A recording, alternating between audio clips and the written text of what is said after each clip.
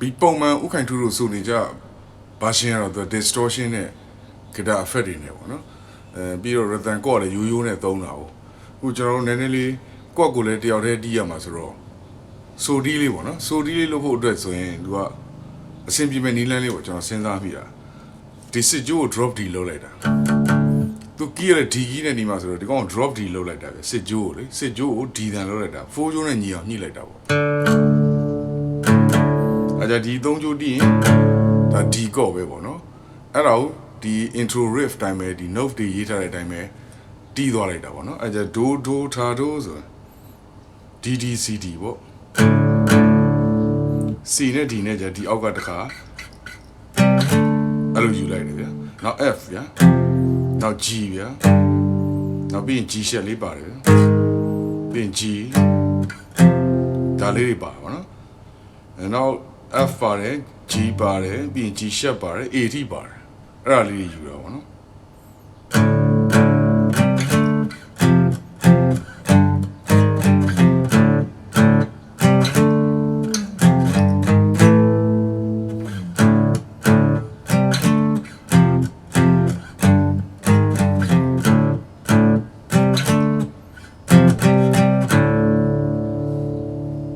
အဲ့ဒါလေးယူတော့ねထူထထလေးလည်းဖြစ်တာပေါ့မြန်မြန်လေးလည်းဖြစ်တာပေါ့နော်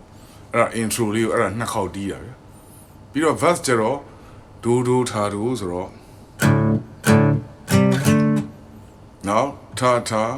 စီထာအဲ့ဒါဒီဘက်ပေါ့နော်ဟုတ်နော်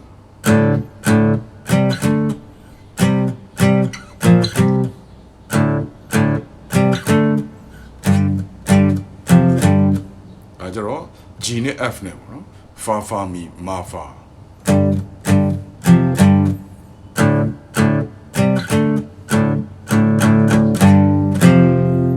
ဒါနောက်တစ်ပါးပေါ့နော်အားလုံးပေါင်းသူက bass က1 2 3 4 5 6ဒါ၄ပါးဆိုတယ်နှစ်ပါးတီးလုံးပါတယ်နော်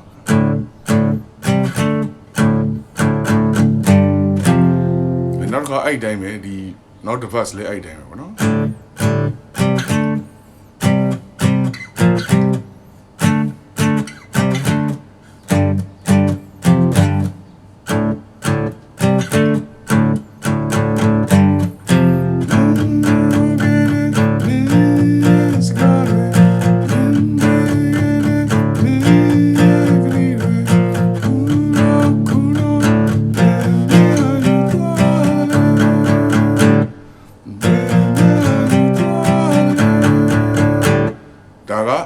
ဒေါင်းတွေရဲ့အိမ်တို့ရိုက်သွားတာပေါ့နော်ခုနကနေရာလေးလေ D ရယ် B flat ရယ် D ရယ် B flat ရယ်နောက် C ပါမယ်ပေါ့နော်အဲ့ဒါတွေတီးသွားတာပေါ့ D တီးရင်တက်နေတော့ဒီ open 3ကြိုးပေါ့နော်6ကြိုး 5ကြိုး4ကြိုးအဲ့ဒါကိုတီးလိုက်တာပါနော်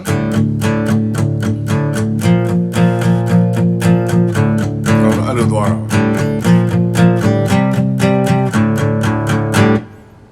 break tip နော် break က break ဆိုတီးပြီးမှရက်တာပေါ့အဲ့နေရာလေးနောက်ခုနကလိုပဲ intro riff ကိုပဲပြန်လာတာအဓိကဒီရှင်းရဲ့အဓိက main riff ကလည်းအဲ့ဒါလေးပဲဟုတ် riff ပြန်လာမယ်ပြီးရင် bass လာမယ်တချင်းရဲ့ arrange ကိုမှတ်တယ်နီးပေါ့နော် intro ဘယ်နှပါးတီးမလဲအဲ့လိုချုံပြီးမှတ်တပါးချင်းစီလိုက်မှတ်ရင်အဆင်မပြေဘူးကျွန်တော်တချင်းကိုမှတ်တဲ့ချင်းလေအဲ့ဒါလေးလည်းအရေးကြီးတယ် chorus ကဒီ F Gကိုဒီနားလေးပဲတီးမယ်ဗျာ၃ကြိုးစီပဲ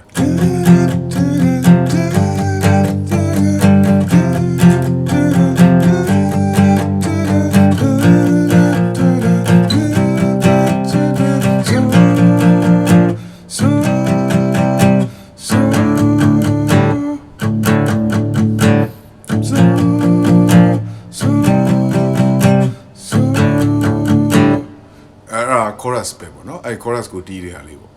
အဲ့ဒါပြီးရင်သူက music ဝင်တာပေါ့နော် music ကတကယ်တော့သူတို့ကတော့ဒီတကြိုးချင်းတီးရပါတော့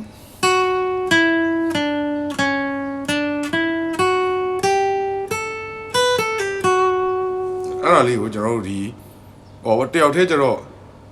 ဒီတလုံးချင်းစီလိုက်တီးနေကြောက်ကကြီးအဲ့နေရာကျမှဖြစ်သွားမှာနော် chorus ကတီးလာတဲ့တန်ဖိုကြီးကအဲ့နဲ့ကျမှဇွတ်ကြီးကြပြီးခြောက်သွားမှာဆိုလို့ဟိုဟာလေးနဲ့တွဲတီးလိုက်အပေါ်ဂျိုးတွေနဲ့တွဲတီးလိုက်ပေါ့ကျွန်တော်ဒီကော့အတန်တွေပဲ root ယူပြီးတော့ခုနအလုံးလေးတွေကိုဒီတကြိုးတဲ့3ကြိုးပေါ်မှာပဲအကုန်ပယ်တဲ့ point ယူပြီးတီးတာပေါ့နော် အဲ့လိုလေးပြောင်းတီးလိုက်အဲ့ဒါကျွန်တော်ကလိတာနော်မူရင်းတိုင်းတော့မဟုတ်ဘူးနှုတ်ကတော့အတူတူပဲနော်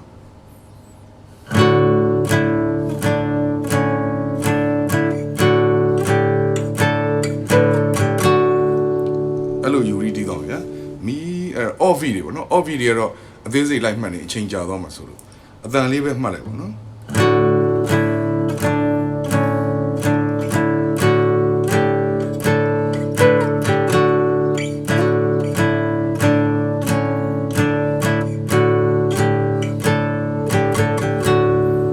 အဲ့လေပို့ပြီးတော့ချောချောမွေ့မွေ့ဖြစ်တော့ slide လေးတွေထည့်မယ်နည်းနည်းပိုးအော်လေးတွေထည့်မယ်ဗျာ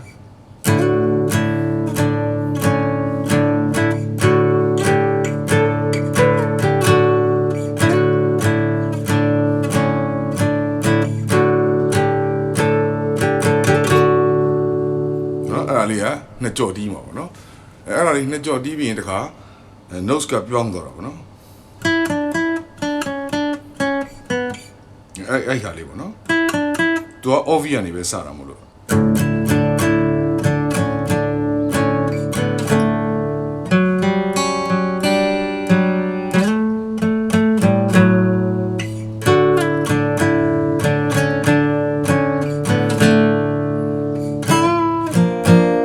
B flat ကိုချလိုက်တာပေါ့နော်ဒီနန်းလေးမှာ van လေးတစ်လုံးတွန်းလိုက်ပြီးရင်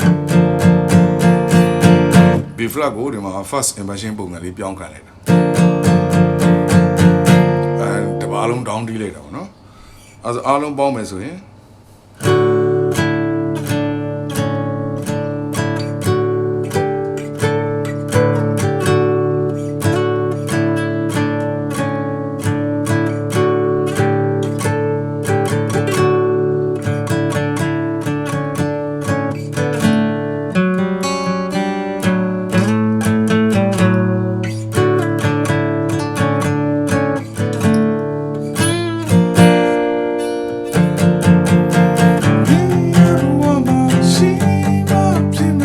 အဲ့ဒီ chorus ကိုဆက်ကူးသွားတာပေါ့နော်အဲ့ chorus ပြီးတာနဲ့အရင် intro riff ကိုပဲတစ်ခါပြန်ဝင်တော့နော်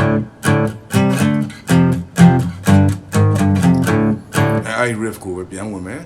ပြီးရင် bass တီးမယ် riff ပြန်ဝင်မယ် bass တီးမယ်ပြီးရင် chorus တီးမယ်နောက်ဆုံးကျရင် so ဆိုတဲ့ဟာကို B flat C D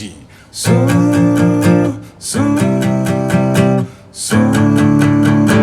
အဲ့ဒါကို fade out နဲ့တော့ရှော့အဲ့ဟာလေးကိုဒီ phrase လေးကိုတီးသွားတာပေါ့နော်